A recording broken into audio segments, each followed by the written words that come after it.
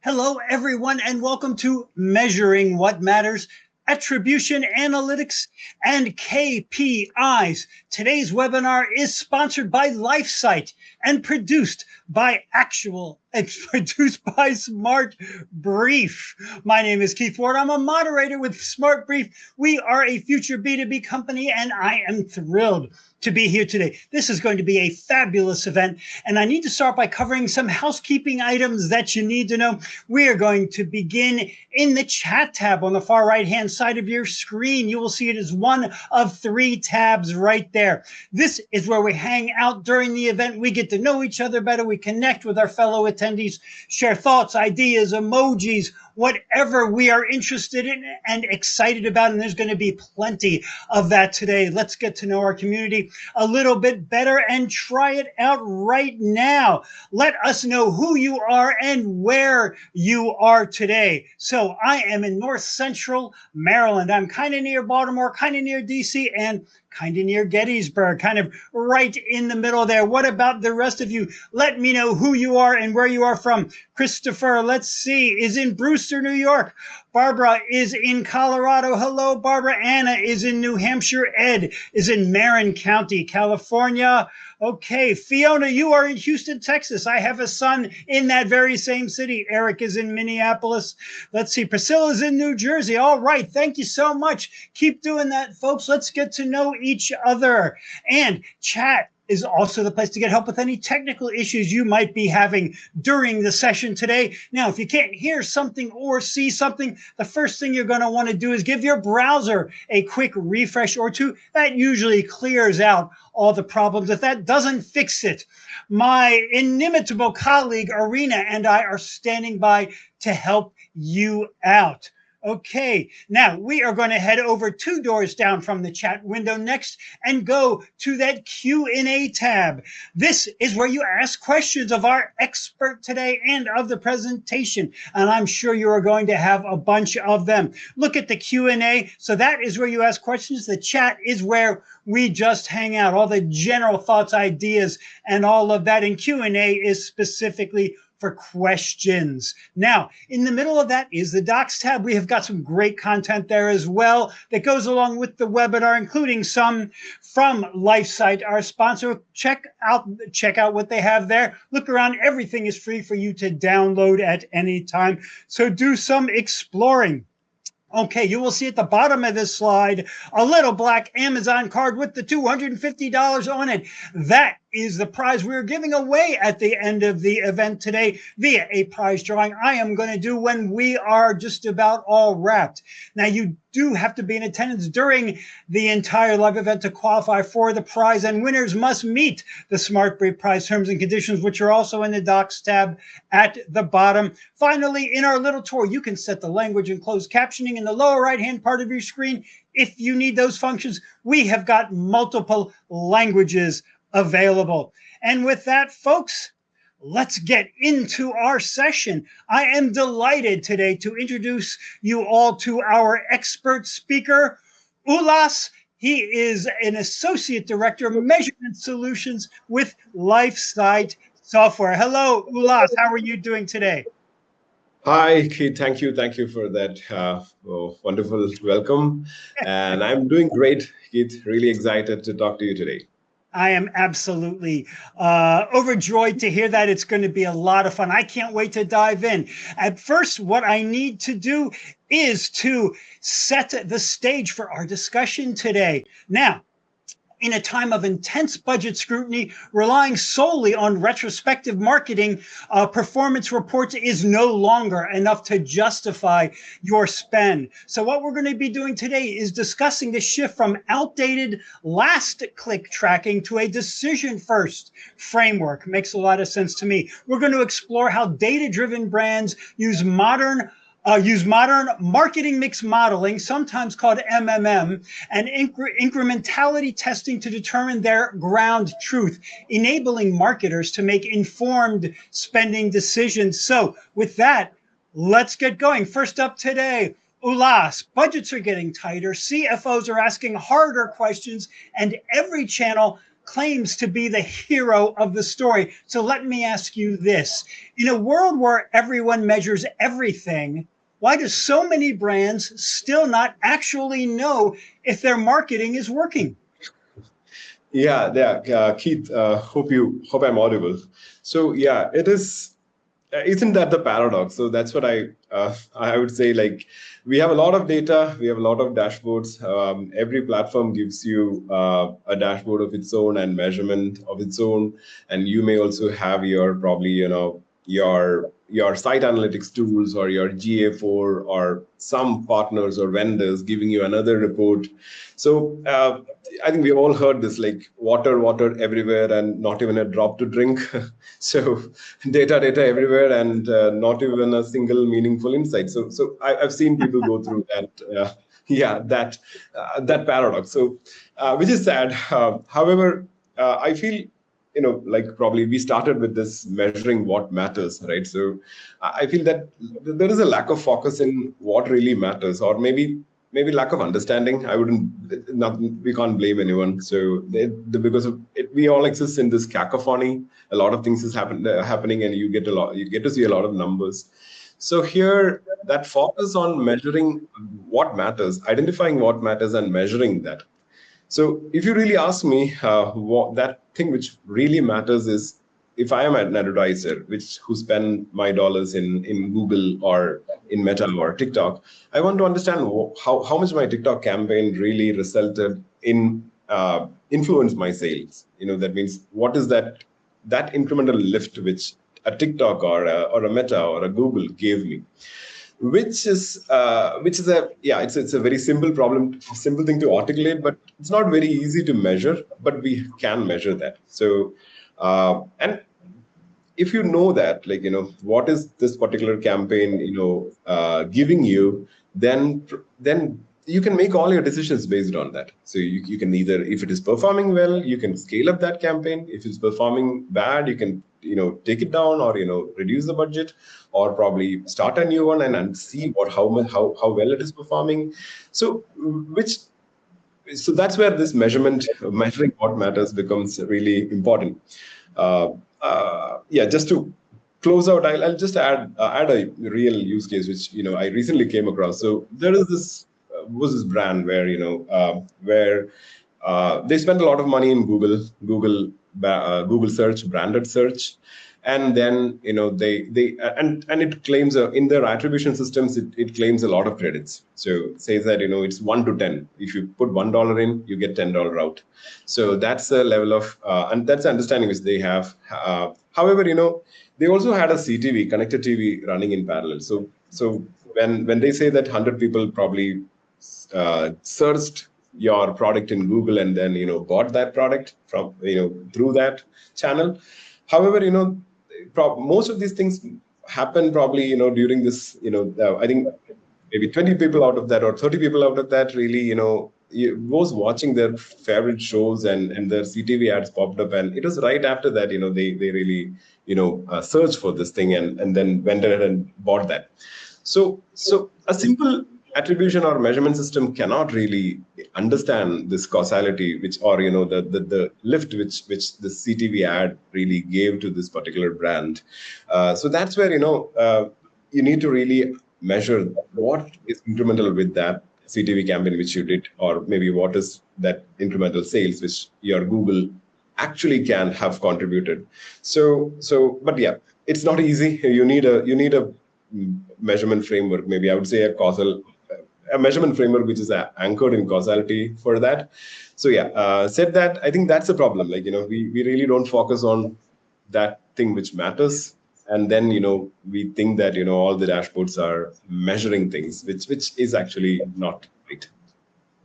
And that's kind of what we're going to untangle here today. Great introduction. So let me ask you, we often treat marketing measurement like a post-game report. We're looking backward at what happened. So in your opinion, Ulas, what does it actually mean for a growth brand to flip the script and adopt a decision-first framework? And how does that mindset change daily marketing operations? Yeah. See, when this post facto measurement, like, that we see it everywhere. Again, you can't blame anyone.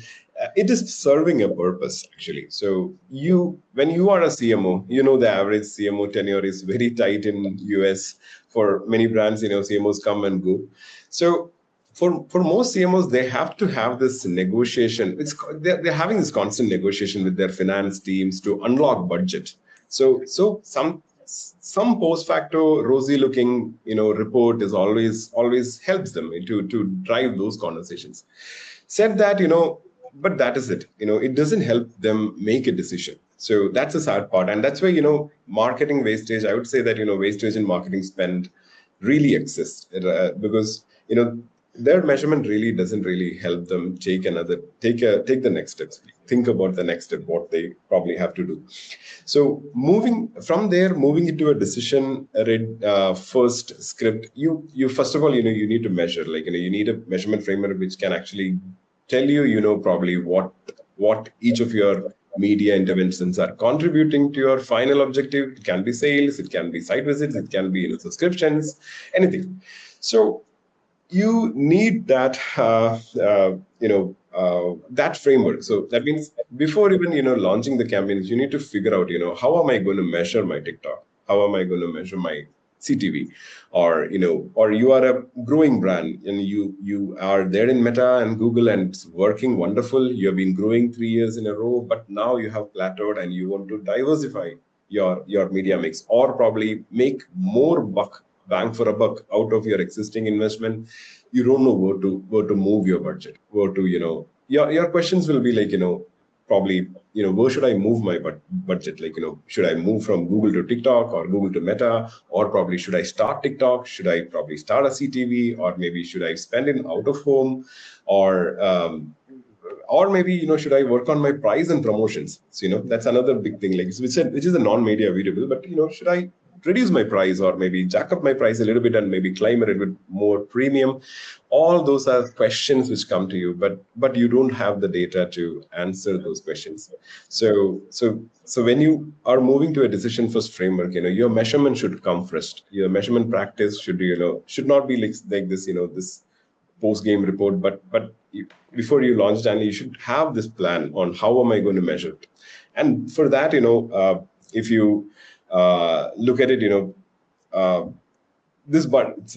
you should be able to probably prove that maybe I'm probably starting TikTok, and this is the return on ad spend which I'm expecting from TikTok a lot. So yeah.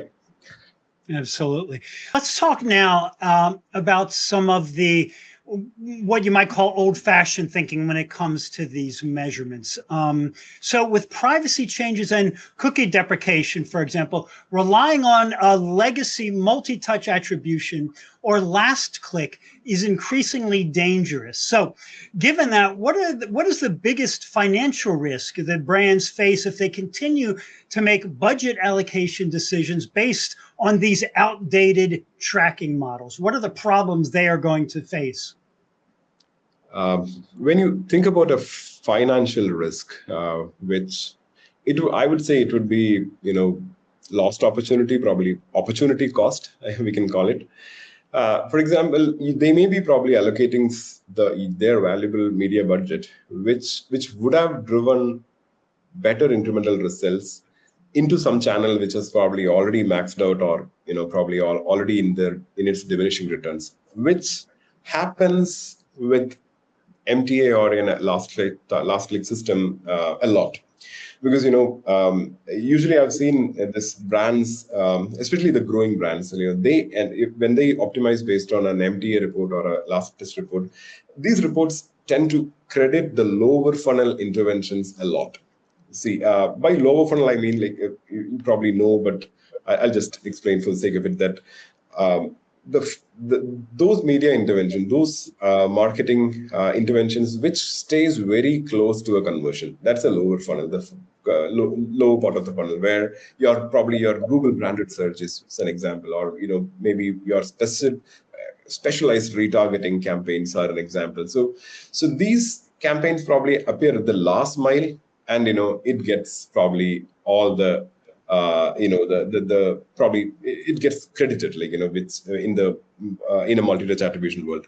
So this results in, when you are looking at that report, it says that, your Google's branded searches, or your retargeting is giving you $10 for every $1, and you will continue investing there. So the thing is that, when you invest in a lower funnel media, you are capturing the existing demand. There is a demand is already there. So you are selling shirts, and demand for shirts are already there. So you're just tapping those generic demand. However, you're not creating new demand for your brand. So it's, that you're not investing enough in your brand marketing, or those interventions which can actually give you probably help you establish as a brand in the long run. You are actually not investing there. Instead, you probably invest here, and that may go into a death spiral. It can go into a death spiral, like, the lower funnel death spiral, where, brands, they keep on investing, their CPCs go up, their returns go down, they see, but there's no other way, because this is the only data which they have, and that's informing them to continue investing there. So this death spiral situation. So here I'm not touching anything on cookie deprecation or signal loss. Again, I'm assuming that multi-touch attribution and lastly, everything works very well with all the signals. Even if it works with all the signals, this is going to be the reality when you really optimize only based on a probably an attribution type solution. Yeah. I think that lower funnel death spiral is a phrase I'm likely to remember for a while. I think it's appropriately scary. So we have now transitioned from simple tracking to something you called earlier, the causal effect, the causal age of measurement.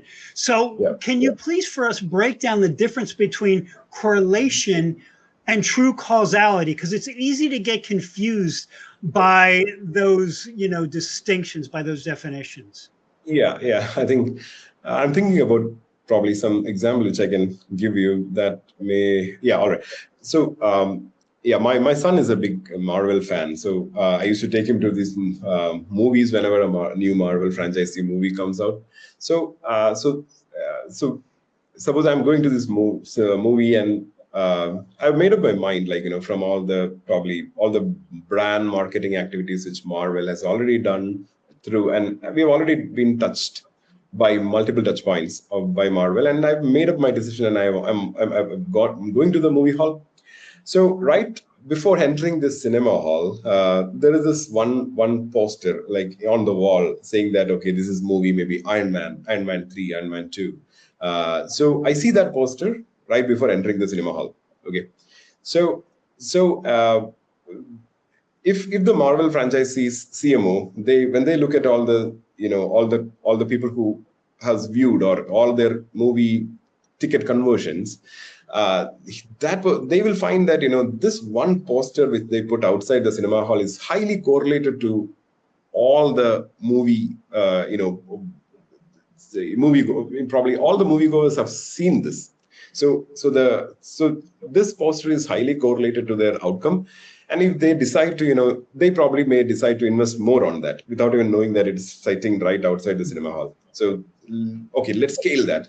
How can you scale that? Maybe we'll put 10 of them all around the cinema hall. So that's what is going to happen, when you make a decision on a correlation based system, because this touch point is highly correlated to you purchasing something or viewing something. So it happens to most of your lower funnel channels.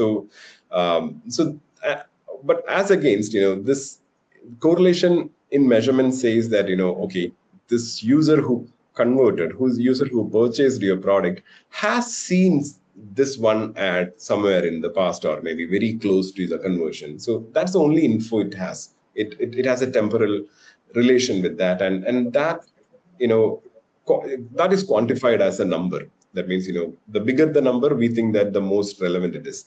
So that's not the case. So it is like probably, to say another simple example to understand, the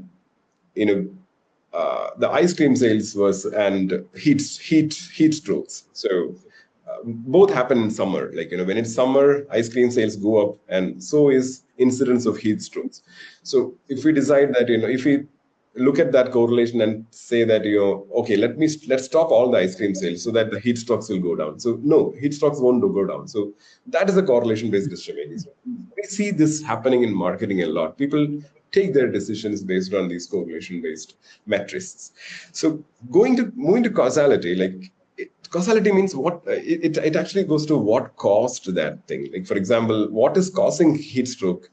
Causality will understand that it is the rising temperatures which cause the heat stroke, or because it's a summer. So, or in the movie theater example, it will say that this is not causing, or maybe my brand marketing activities, which was targeting maybe these age groups, that caused this person to go and watch the movie. So that is the causal measurement. So it looks at what really caused this particular outcome. In marketing, how does it translate is that, a causal measurement gives you the I would say that incrementality. That means what is the incremental sales which one campaign or a marketing intervention has cost. So to go there, like, I think fully answer that, to go there, probably you really need, you have a couple of methods, like, that is, for a measurement to be causal, you need to employ one of the causal techniques. Like, one is, incrementality testing. And then the other one is like a causal model. Causal MMMs is a causal model. So yeah, it goes like that. So Is it fair to say then, Ulas, that you want to focus your marketing dollars on the causality reason and not the correlation reason, because then you're spending them the right way? Is that fair to say? Absolutely. You're spending on what really drives your outcome. So that's what you need, right? You need to drive more of your outcome. Yeah, that's exactly. Pretty much a no-brainer. Yeah. Excellent. So now you've mentioned a couple of times, including just a moment ago, incrementality. So let's discuss that for a minute. Is incrementality, in your opinion, the single metric that matters most now? And for those who might be new to the concept, can you define it a little more specifically? And why do you think it serves as a better North Star, as a better goal than traditional ROI metrics? There's a lot in there, but I think it's worth kind of teasing that out. See, right. Before going to what incrementality is, I would probably like to address, otherwise I may forget that. So that it's an interesting thing. Why is it a better North Star? So from my experience, incrementality is a better North Star because it is comparable. That means, there's only one incrementality. If you're looking at your sales, what is the incremental contribution? There's only one metric. Okay, this particular, for example, your TikTok contributed to 5% of your sales, or your Meta contributed to another maybe 5%, 2% of your sales, or probably Google contributed to 10% of your sales. So that's a comparable metric, right? So when you look at other metrics, like probably an attribution or a touch point based metrics, like those metrics, when you look at the platforms, like TikTok has its own metric. TikTok may claim that okay, all right, so we may not be able to measure it against the same outcome. So TikTok's measure will be reach. Like, I've made your ad or brand reach X million people, or and which is not comparable with what the Meta reports. Probably Meta may be reporting on your site traffic in one campaign. In another campaign, it may be on a conversion metric, or in another campaign, it may be an add to cart. So because depending on the campaign objectives, you can't always set the campaign objective aligning with the measurement metric which you have. Similarly, in your CTV or your linear TV, there will be no conversion metric. You cannot tie it to any conversion. At best, you may get an impression metric. Okay, so many people have actually seen this. So to bring all those things into one, number, I think that number is incrementality for you. And it's not a new thing. Like, whenever we talk about incrementality, it's people think, people receive it as if it's a very new thing. But it's been actually in existence for a long time. So, I just a couple of years ago, I came across this wonderful work by one of the the stalwarts of advertising from 100 years ago. Like his name is Claude Hopkins. So he has a booklet, like it's a very maybe 50-page booklet, a small one. So which he wrote in 1924, where he explains how he employed incrementality testing to understand effectiveness of particular campaigns. And then before he was scaling it, maybe he did geo testing actually. It was incredible. Like they just isolated a few zip codes and then send the direct response and look at what response is coming. This is the direct response ads where people tear it off from the page and then write their address and send it back. So using that, in 100 years ago, this person did incrementality testing to understand the effectiveness before scaling a campaign, and today we treat it as a very new concept. That's where. So yeah, but did I answer you, Keith, fully, or? Yeah, I think it's it's a complicated topic. There's no doubt about it, but we've been definitely taking steps to understand it and explain it better. So let's keep going on that idea. But one thing that's really important to discuss here is that even with the best models, insights that you may be getting from all these activities, I mean, they're essentially useless if they aren't acted upon. So in that case, what does the operational playbook look like to turn weekly or monthly model outputs into real world media budget reallocations? And related to that, who needs to be in that room? Who are the decision makers that are deciding those kinds of things?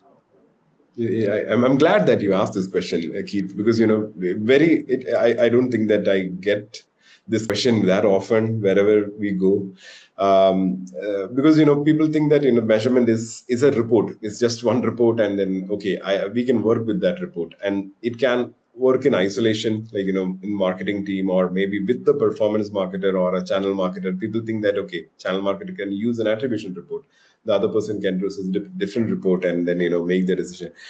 Yeah, unify. We got to unify all this. So I would say that what is lacking mostly in all measurement project is that this inability to convert this into a decisioning framework.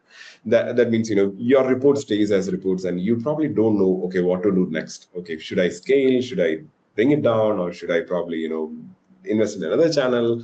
Or have I maxed out? So let's go take a step back and understand the model first. So this when I say about tell you about this playbook, I think that causal framework is probably the central piece there. That means you need to figure out a measurement framework. That means a causal measurement framework, which should essentially, in today's world, in the modern marketing measurement parlance, should include a modern MMM, which will be faster, like which will work fast. Maybe you can run it probably every quarter, every month, and refresh it with your new data every day or every week.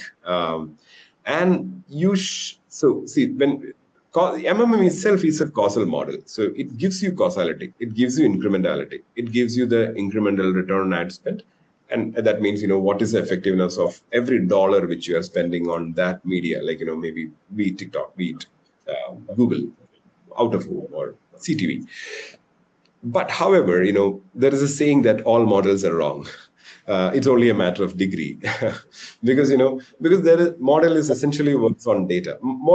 This MMM, marketing mix models, have a very strong causal backing. It is backed by the science of causal inference, which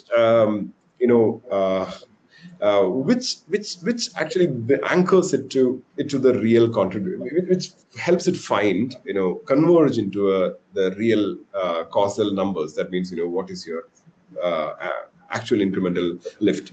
However, since the data may be incomplete. Like, you probably may have other factors influencing, like, a new competitor, or probably the changes in fuel prices or unemployment rates. So all these things may be the macroeconomic factors.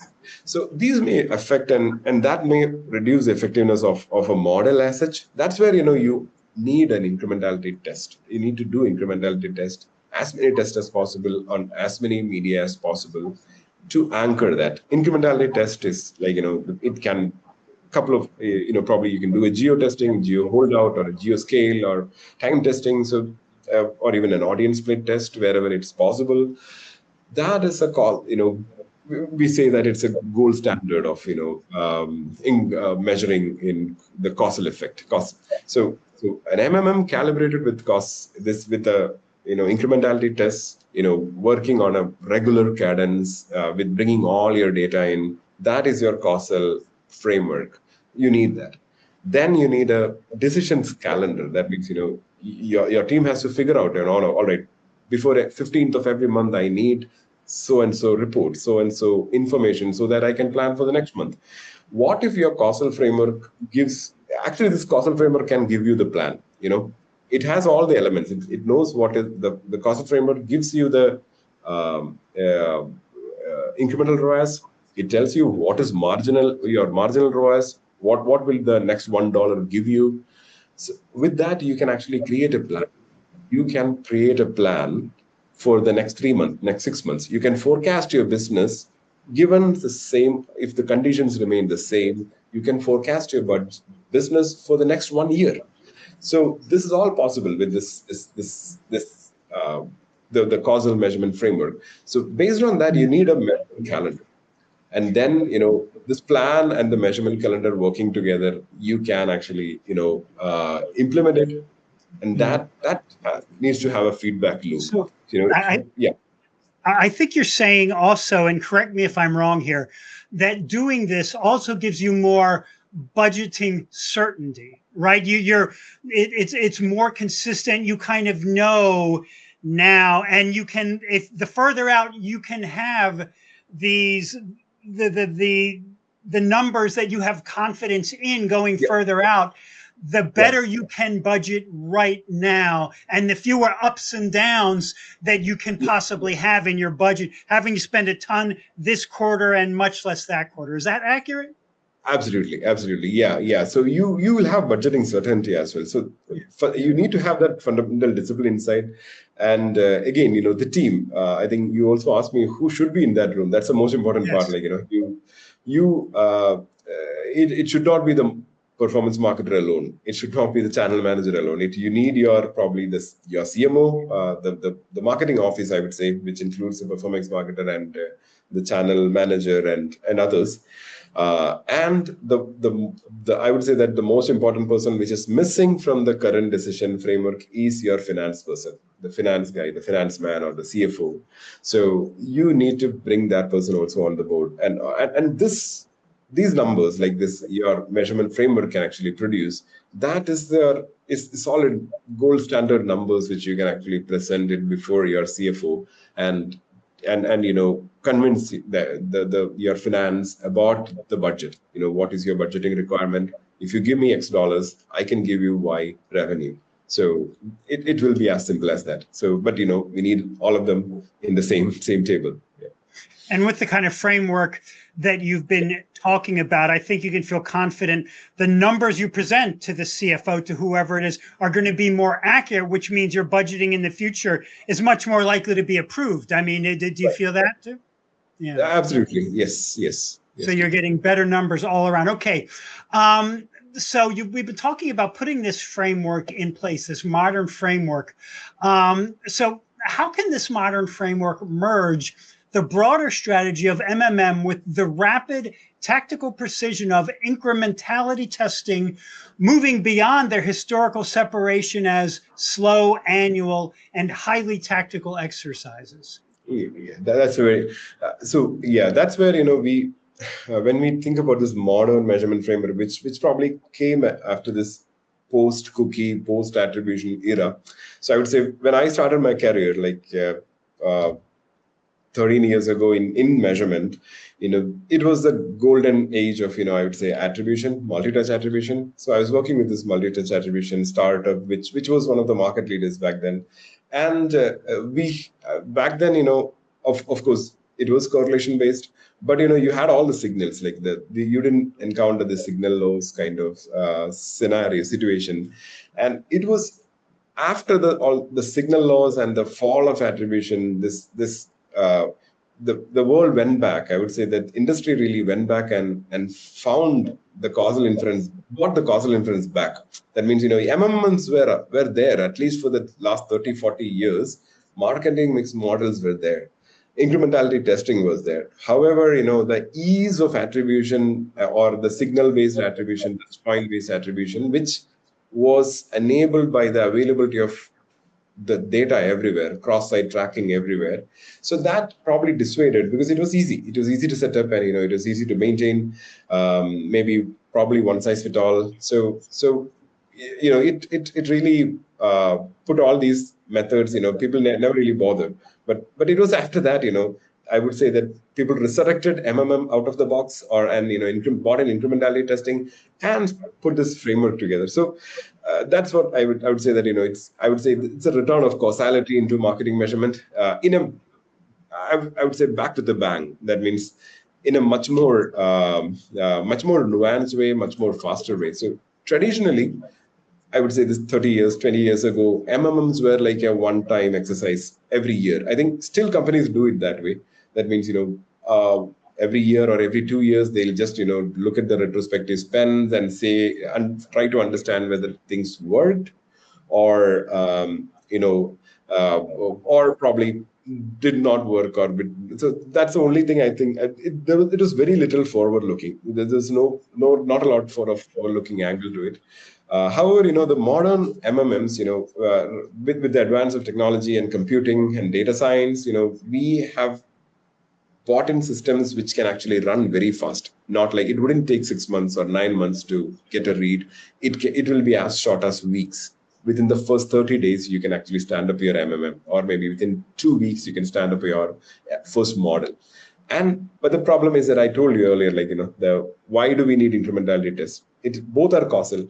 However, all models are wrong. That's the thing, because the data could be wrong, data could be incomplete, or there could be external factors, weather, macroeconomic, oil prices, war, all those things would be affecting your markets. So that's when you probably need precision calibration by, the incrementality testing. So incrementality testing, became that thing in the causal model. Earlier, it was like, this one-off test. Like when I told you about Claude Hopkins, right? 100 years ago, he did incrementality testing just to understand which creatives worked better. So for this, maybe, I think it's some cycle company. There was this one creative. That creative ran for 30 years, I think, with some agency. They just kept running the same creative in their advertisements, which was perfected by this person, through incrementality testing. So this was one-off exercises, to figure out something, and that's it. But now it is it is actually a continuous loop. You have your models every month or every quarter. You refresh it with your data daily, and then calibrate it with incrementality testing. Like incrementality testing will give you the incremental lift, and that can go as contribution to the model and calibrate it and make it more robust and closer to truth. So, and it is continuous. You will have the results probably at the cadence of your decision. So, yeah. You mentioned closer to truth just now, and that's a perfect segue, because the next question has to do with that very idea. So let's talk about what happens when different tools give you conflicting data. Okay, when something like that happens, and that can happen because there's so many tools in pretty much every environment now. How do you use modern MMM and testing to find your brand's actual ground truth or the source of truth? And let me give you an example of what I mean here. Let's say your ad platforms claim 3 times more conversions than your internal database. In that situation, Ulas, how do you determine which of those is accurate so you can spend your money wisely? Exactly. I think Keith, again, we will go in circles here. Pardon me with that, because I'll always probably if I have, I would say, if there is a theme for what we are talking here, it would be probably incrementality. I would say incremental lift. But let me take a step back and address that one. Yeah, three times. Yeah. So you told that sometimes we see this, like when you sum up all the sales which these platforms are claiming, like Google plus Meta plus TikTok plus your other vendors. So the credits which they claim probably maybe at least 2 times or 3 times your actual number of sales or orders, which happens almost all the time.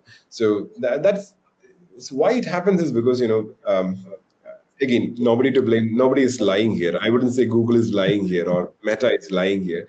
Their visibility is limited.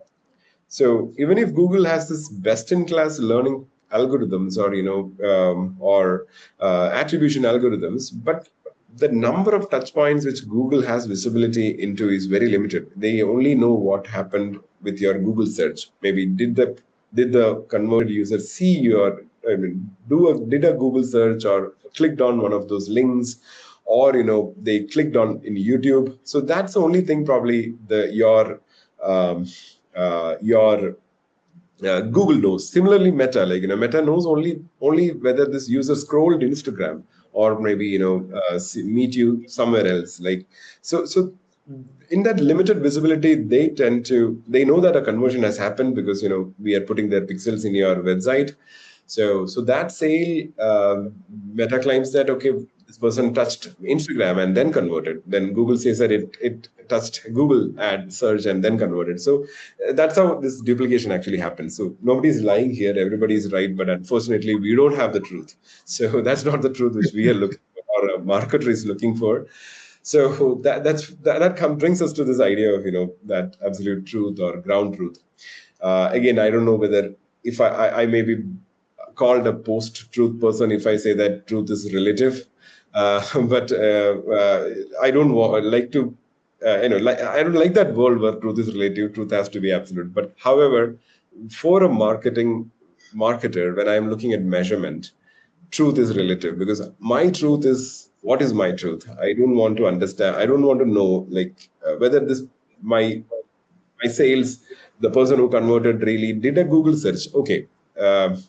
Okay, that is true that that person did a Google search. But however, I want to understand, did Google search cause this particular sale, or maybe did my linear TV ad cause this? So I want to understand the causality. So It's that's like what. a chicken. It's like a chicken and egg kind of thing, right? So a Kind of, dilemma. my related Yeah. truth is, I would say, that related truth should be incrementality. So here actually, I explained to you earlier, like that is the causal MMM, which is like your Yeah. causal framework, the heart of your causal framework, plus you're calibrated by your increment with your incrementality test, that can give you your incremental conversions, incremental contribution. So that can be your, it can actually work on in this causal framework. Like say if you look at Lifesight's model, like what Lifesight is doing. So we have this, we have at the heart of it, we have our causal MMM, which is like this modern MMM, plus we calibrated with incrementality tests. And this model actually can also bring in non-media variables, like even that is possible, is what I'm trying to say, that you can bring in your macroeconomic factors, like the employment rates, or even your pricing and promotion. So suppose you slashed your prices, and then you probably, but surprisingly, maybe that you slashing your prices did not give you maybe a contribution. It did not give you probably a lift in revenue, because you might have flash prices and you fell and you started competing with some other brand which is established in that category, some things like that. So even this causal framework can actually give a measurement of those non-media, non-marketing variables as well, and all the marketing variables and marketing spend well and good. So yeah. Okay. Um, so let's move on a little bit here to setting up a system for doing what you've been discussing. Future-proofing a brand's measurement requires resolving the infrastructure dilemma. you might call it? Should a brand build and own its measurement models in-house, or is it better to partner with a specialist like Lifesight for faster insights? Because there are multiple ways to essentially build this house, if you will. Right. Absolutely. See, I would say that, as probably a marketing measurement person, I maybe want to say that, there is a lot of rocket science and nobody can do this. No, that's not the truth. You can do it. If you want to build it in-house, you can well do it in-house, because especially with the advent of AI tools and, a lot of very good LLM models, plus also a lot of open source MMM projects like Robin from Meta or Meridian from Google, and then there are other open source libraries as well which you can use. Which and with all these things you can wipe code a solution and do well and good. You can do that.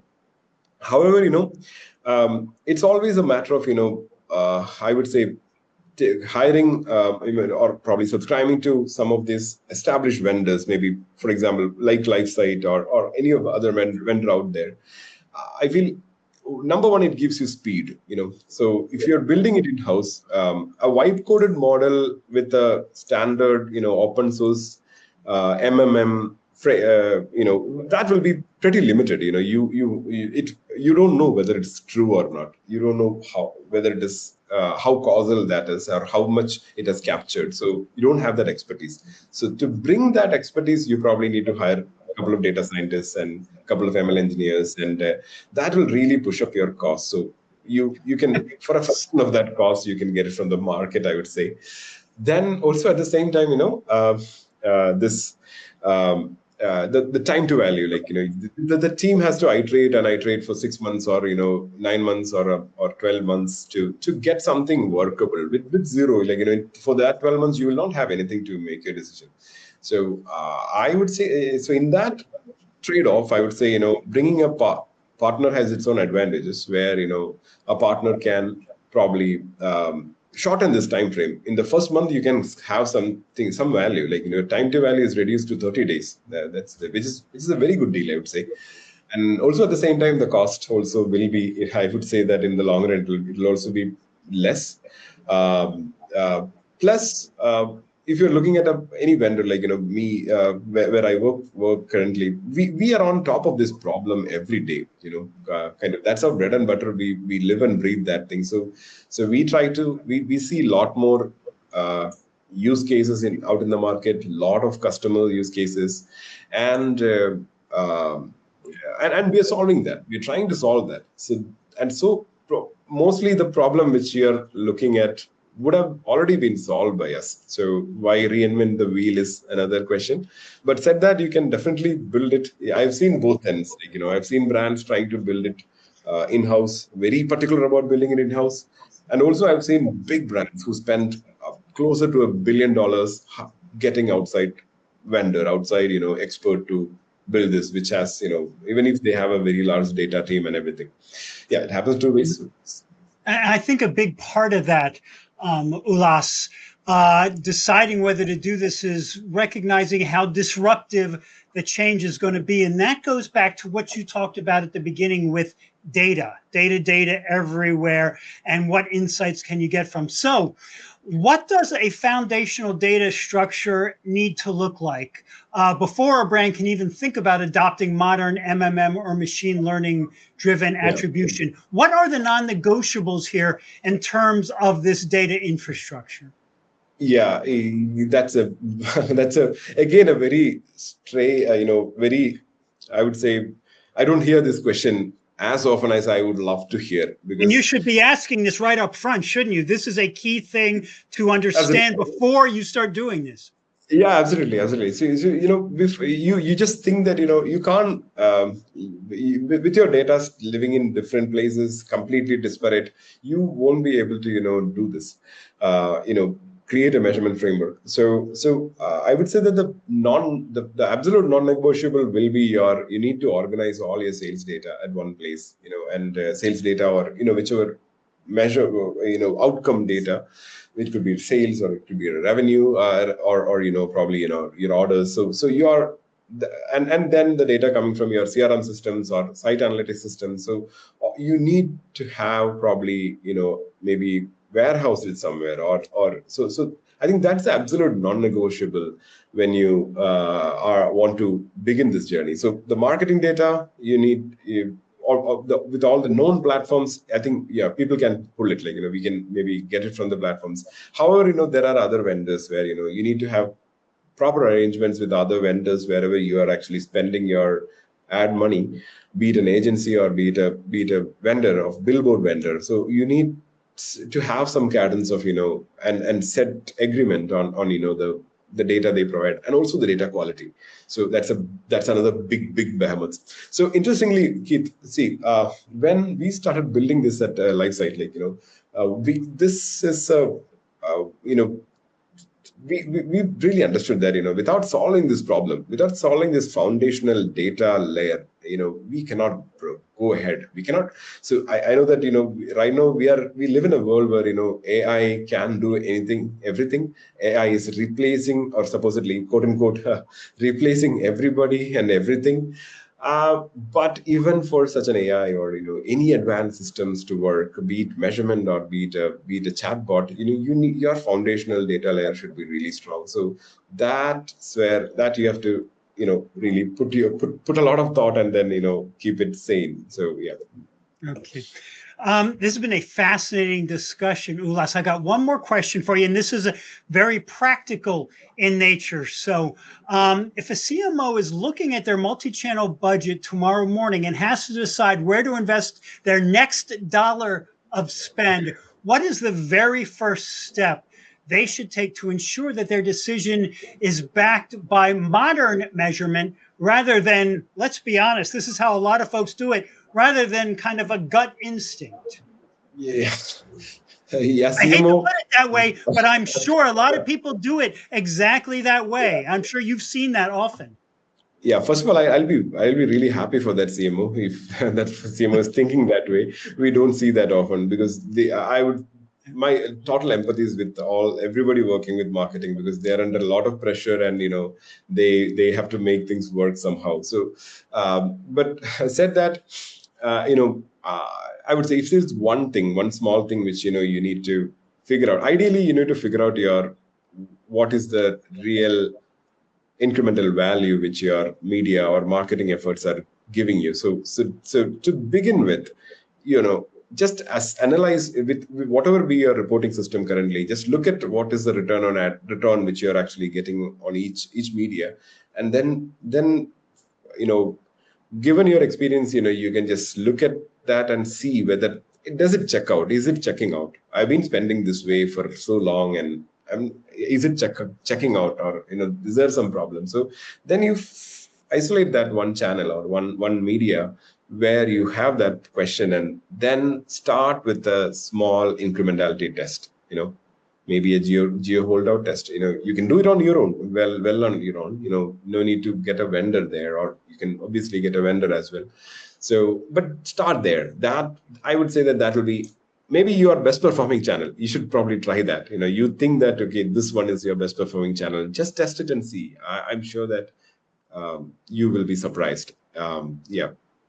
Dipping your toe in the water definitely makes sense, because as we've talked about, this can be really disruptive and change a lot of things. But I think it's fair to say, Ulas, that if you're not looking at these modern methods, you're falling behind, everyone else, and you really don't want to be doing that in the competitive environment that we are in right now. Well, Ulas, this has been an absolute blast for me to learn so much about how to get predictive insights and better insights from our data to use in our marketing, and how to spend our marketing dollars much better than we may have been doing in the past, which of course ultimately leads to a healthier, more profitable company. That is always the bottom line. I want to thank you again for being on with us today, and for all your great comments, and for a wonderful discussion. It's been so much fun having you. The pleasure was mutual, Keith. Absolutely love the conversation with you. Thank you so much for hosting me, and yeah, good luck. Absolutely. Thank you. All right, folks, that was an absolute delight. Now, before we get to the prize drawing, I have one more quick favor to ask of everyone today. Arena is now opening up a survey that we would love it if you could all fill out. This is something for us at SmartBrief. We just want to know how we're doing, what you like and don't like about the sessions, and how we can make them better. While you're filling that out, I wanted to read a little bit from a very relevant blog entry available on the Lifesight website that was published earlier this month. It is very interesting stuff. This is from the beginning of the blog, but it's worth reading the whole thing when you get a chance. And I'm going to do that while you're filling out the survey. So here is the first few paragraphs from that. Marketing is a $1 trillion industry running on a measurement system that cannot answer its most basic question: what is actually working? Not what was clicked, not what was viewed, not what a model estimated after the fact. What actually caused a customer to act differently than they would have if you had done nothing at all. This has been true for 20 years. For most of that time, it was tolerable. Humans were in every loop. A good marketer could squint at 3 conflicting dashboards, triangulate, apply judgment, and move budget in roughly the right direction. The measurement was broken, but the operator in the chair was patching over the breakage. That era is ending. Now, that's the first part of that blog entry. Now, that dovetails with exactly what Ulas and I were discussing today. So I would highly encourage you to check that out as well on the Lifesight blog. Okay, and with that, I am going to ask Arena to close up the survey right now. Thank you all so much for filling that out for us. And with that, now it is time for the prize giveaway. So let's get to that right now. Today's winner of the $250 Amazon gift card is Kenneth Hauser from New Jersey. So congrats to you, Kenneth, and sit tight because we are going to be in touch ASAP about claiming your prize. And with that, folks, on behalf of the SmartBrief team, I want to thank Lifesight for making this event possible, and a huge thank you to Ulas for a super interesting chat. Totally fun for me, a great time of learning. I cannot believe how much more knowledgeable I feel about this than I was before this all began. It was just great for me, and I hope it all was for all of you today. So thanks everyone for being here, for joining us, for your interest in this topic. And with that, folks, we are wrapped here. I hope you all have a great rest of your day, and I will see you in the next one.